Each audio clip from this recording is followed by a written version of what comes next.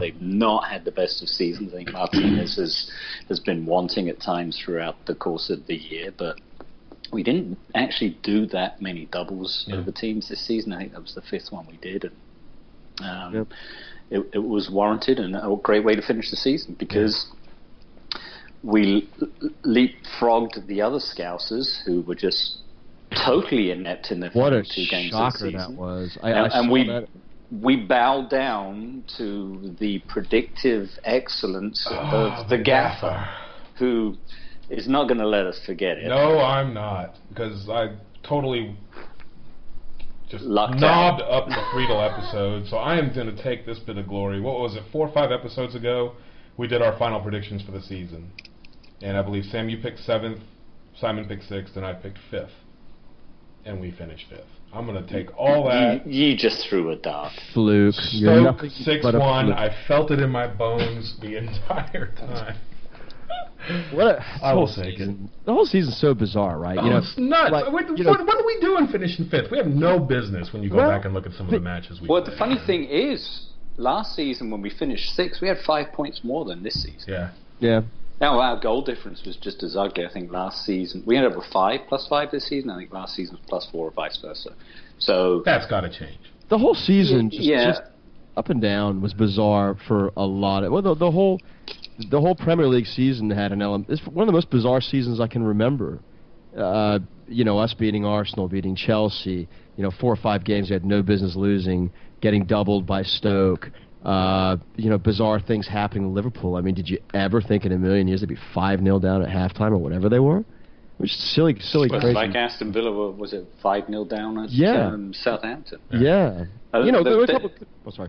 No, there've definitely been some intriguing matches this season, but I think if you take out the top 4 and how many points were we behind? Was it 6 points behind United? United. Now, granted that they had that nice purple patch towards the end of the season that elevated them as we went off the boil, having played them and then coming up against Villa and Burnley, where we were just woeful. Those teams clustered around us. Yeah. If they had performed considerably better, we would have been struggling. Looking at the 5-point difference between this season and last season, ending up in 5th. Is it a flattering position? I think if you look at the sum of all the parts, we probably did luck out a little bit to get 5th. And we'll take it because it was inevitable we'd end up in the Europa League and we have to deal with Thursday, Sunday next season. But at least now we're in the group stages. We had that nagging worry about finishing 7th, and if the Woolwich win the cup final, which is nailed on that they will, hopefully they won't. But I think that meant we had some weird qualifying round that was the day after the All-Star game, which you knew one of 2 things was going to happen. They're putting a great team out to market to the US, which means get Harry in that team, and a rubbish team playing the next day in the Europa League. Yeah. Is there any way that Liverpool cannot make Europa League with a fair... Because I know there's a fair play spot. So they're definitely in. I want them to be in because... that's right, they're 6th. That's right. Yeah. Because of Chelsea winning the League Cup. But they now have to qualify while we're into the group stages, which is bizarre because I know we finished 5th before and we still had a qualifier, but the rules must have changed for us to go straight into the group stages. They're so static. And that's fine. That's fine by me because I think group stages started, September last year? Yeah. So that means, 2 less games in there and we can go straight in and... I totted up the stats for the Europa League this season versus last season. We were pretty piss poor in the group stages. Other than giving Asteris that 5-1 thumping, all the other games were not very good. We won a ton more games in the Europa the previous season, and that was all AVB. Mm-hmm. I don't want to belabor the point about Europa League. There are people that they love it, they don't like it at all. I'd like to know what camp you're in and why. I want to take about maybe 5 or 10 minutes and really just discuss the Europa League. I know you don't want to, but we're going to because this is the last chance we get. Do you like it or do you not? I like it. I think. I do too. I think the key is you want to be in Europe. I think it will attract players knowing that you're in Europe because that is an experience that you're either going to do it or you're not going to do it as a player. And I think everyone wants to see how they play in Europe, particularly if they can get through to the knockout stages where they are going to face teams of probably a better ilk than in the group stages because of the way they do the different pools and the parts to determine that you don't come up against teams from your own country or different seeding. So it clearly is not in the caliber of the old UEFA Cup back when it was home and away knockouts from the very beginning. And I'm a nostalgist and that's what I prefer. But it is Europe. If you cast your mind back to 10 years ago when that was our goal to get into Europe, and here we are moaning about the Europa League, or a lot of Spurs fans will moan about it because they've seen how we seem to have this mental barrier about playing Thursday, Sunday, which is, again, is no different than the Tuesday, Wednesday, Saturday games, or certainly Wednesday, Saturday. Yeah. But I think there's something mental there, and I've heard pundits saying that if you take it seriously, if you respect the competition, if you go all out, if your squad is deep enough to be able to play and not show fatigue, granted there are some greater distances with some of these countries that are far off in the old Eastern Bloc than maybe the clubs in the Champions League have to face, then those are valid points. But at the end of the day, you're playing in Europe, and it's an opportunity to compete in another tournament. We want to win. We want to win, and I think as long as we got the right mindset towards that, then we can treat it seriously, get on with it, and try and win the sucker. And here's my spin on it. When you look at, and I've said before, I love Europa League because it's another competition, and I want to win shit. It's one more opportunity to win a competition. Not to mention the Champions League implications of whoever wins it. It is a very difficult competition. I think it is more difficult than the FA Cup, and it's more difficult than the League Cup. Well, it's definitely more difficult than the domestic cups, and it's 2 games more. Well, now that we're in the group stages, it's not. But it's the most difficult thing to do. The number of games we've played. Right, and the mentality is hard because it's the most difficult thing to do, and it has nothing to do with the league at all, and that makes it mentally tough. However, my spin on this is, and this is for all the people out there that hate Europa League, when you have people out there like Ian Broomfield and you bring people on like Paul Mitchell, how are you going to attract all these really young, really good footballers to come to Tottenham when they're not going to get an opportunity to play in that first team? And you're not going to be able to sign these kids and say you're going to be in the U18s, you're going to be in the U16s, you're going to maybe play in a reserve match every now and again at White Hart Lane, and that's all they get. If you can show them a consistent European competition like the Europa League, and they will get an opportunity to maybe showcase themselves there, I think that becomes attractive to a young player, that they are going to get an opportunity to play, because Tottenham are known for, this year we stayed in the competitions as long as anybody, whether it be cups or whether it be the Europa League or the run out that we had in the league, and fixtures were getting congested, and we subbed in a lot of players that normally wouldn't have gotten the opportunity. I think there are a couple of points there. One, we played an awful lot of games. At one point, when we were still competing in all the tournaments, we had played more matches than anyone else in the Premier League. But it was interesting to see, within a matter of a couple of weeks, we're out of the FA Cup, we're out of the Europa League, and then we lost the League Cup final. And it took the wind out of our sails, because other than winning the 2 next games against Swansea and QPR, we went off the boil. We went through that period where we're like, the season's just going to go in a tailspin.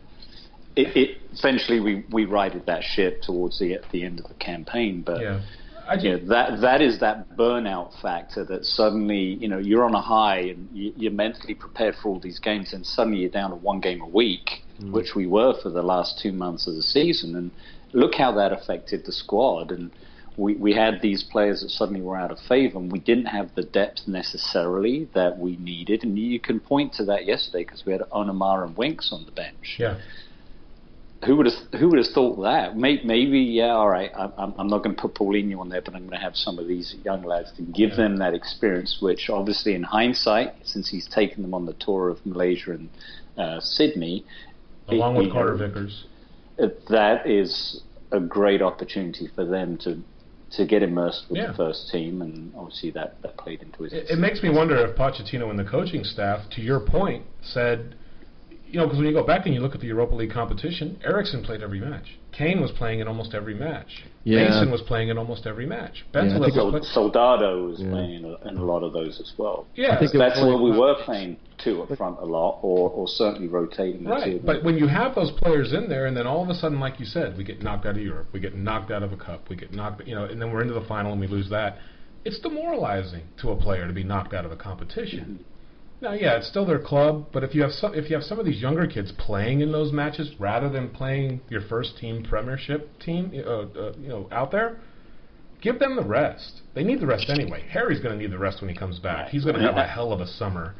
Let these kids play and see what happens. And then if you get into the round of 16 or round of 32, then you can go ahead. You play your starters and you try to win this damn competition. But you got to give these kids a shot. You got to give them a carrot out front to say, I'm going to go to Spurs because I will be able to play in Europe.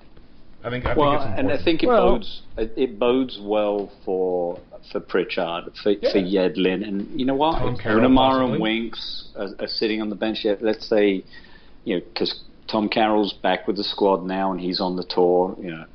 A day after the season has ended for him with Swansea. And this is a great opportunity for Poch, if he feels these kids have a future, to give them that playing time. But I definitely think if you're going to respect the competition, you've got to put out a strong team, and you've got to put the veterans and the experience that is needed there. And that's where we need to weed out these folks that are not part of Poch's plans and bring in the people that are going to replace them, because we are lacking in depth.